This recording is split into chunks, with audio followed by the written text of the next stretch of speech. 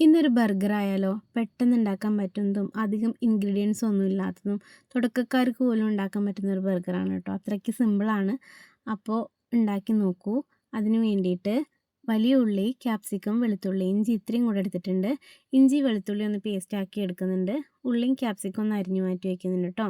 Boneless ചിക്കനാണ് എടുത്തിട്ടുള്ളത്. മാരിനേഷനായിട്ട് മുളക് പൊടി, മല്ലിപ്പൊടി, പെരിഞ്ജീരകപ്പൊടി, കുരുമുളക് പൊടി, സോസുകളായിട്ട് സോയാ സോസും ടൊമാറ്റോ സോസും ഉപ്പും കൂടെ ചേർത്തിട്ട് നന്നായിട്ട് മാരിനേറ്റ് ചെയ്തിട്ട് ഒരു 15 മിനിറ്റ് നേരം മാറ്റി വയ്ക്കുന്നുണ്ട് കേട്ടോ.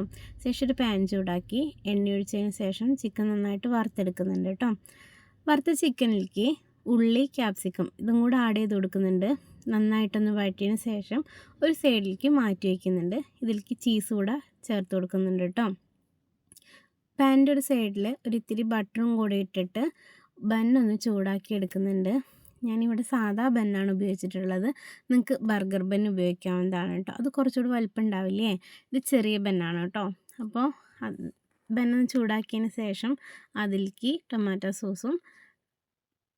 സോസും മയോണൈസും കൂടെ ചേർത്ത് കൊടുക്കുന്നുണ്ട് കേട്ടോ. ഒന്ന് സ്പ്രെഡ് ചെയ്തിട്ട് ഫില്ലിങ് കൂടെ വെച്ച് കൊടുക്കുന്നുണ്ട്.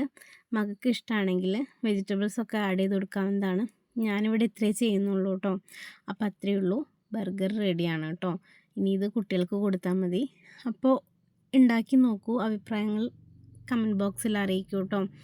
നിങ്ങൾക്ക് ഇഷ്ടമായോ ഇല്ലേന്നൊക്കെ പറയൂ. അപ്പോൾ അത്രയേ ഉള്ളൂ. കുട്ടികൾ സ്കൂളിൽ വരുമ്പോഴൊക്കെ ഉണ്ടാക്കി കൊടുക്കാവുന്നതാണ് കേട്ടോ.